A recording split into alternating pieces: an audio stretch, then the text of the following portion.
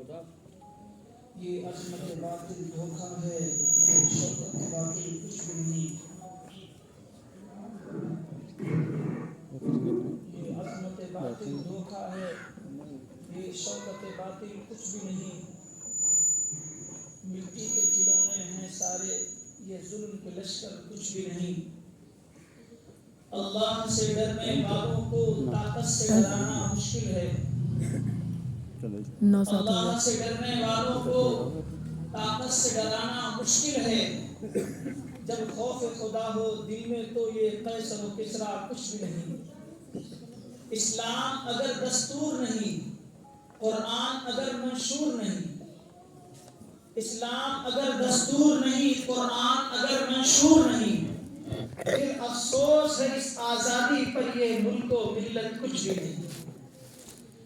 میرے محترم بھائیو اور دوستو، دراصل بات یہ ہے کہ آج کا یہ پروگرام جو ہم اور آپ سب یوم جمہوریہ کے نام سے منا رہے ہیں، یہ پروگرام دراصل بچوں کا پروگرام تھا، تاکہ بچوں نے کیا چیز اپنے ذہن کے اوپر ڈالی اور پھر اپنے مافِ ضمیر کو ادا کیا، آپ حضرات کے روبرو پیش کیا۔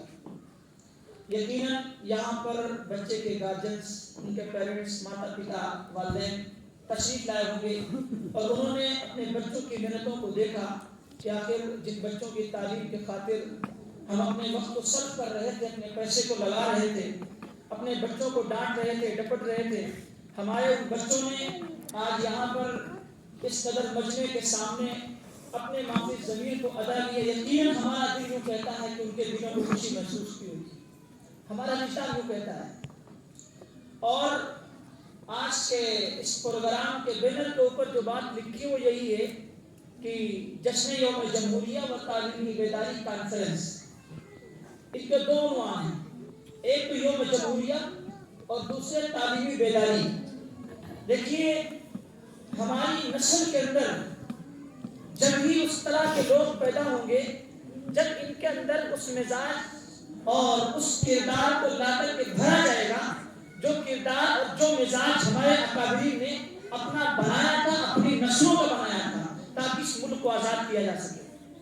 آپ جانتے ہیں کہ ابھی مولانا ذکر کر گئے 1947 کے اندر یہ ہمارا ملک آزاد ہوا 15 اگست میں، لیکن پھر 1947 تک اس ملک ہندوستان کا کوئی قانون نہیں، کوئی نظام نہیں۔ ہندوستان کے اندر تقریباً ایک بڑی مدت تک انگریزوں نے حکومت کی، انہوں نے پھر اپنا نظام بنایا، اپنا قانون بنایا، عدلیہ کو سونپا، اپنے ججوں کو بٹھایا، اپنی فورس بنائی، اپنی طاقت بنائی اور بنا کر پھر عدالتوں کے اندر چھوڑا۔ فورس ان کے پاس، حکومت ان کے پاس، طاقت ان کے پاس، اور پھر قلم کا بھی پاور ان کے پاس تھا۔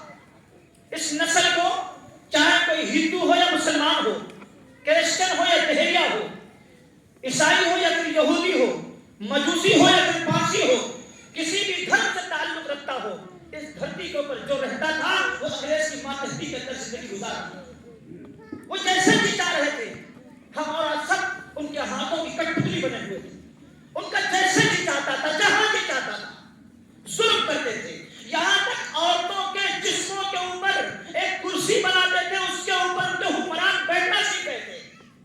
یہ ظلم ہو رہا تھا ان کے اوپر، لیکن پھر اس صورت کے اندر غیرت مند ماؤں کے لالوں نے، غیرت مند ماؤں کے بیٹوں نے اپنے آپ کو پیش کیا اور پھر لوگوں سے اس بات کو ذکر کیا کہ ان ظالموں کے خلاف علم بغاوت کو بلند کیا جائے۔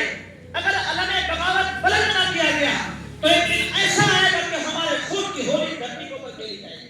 اور یقیناً ہمارے اکابرین نے اس چیز کو بھانپ کر ملک کو آزاد کرایا۔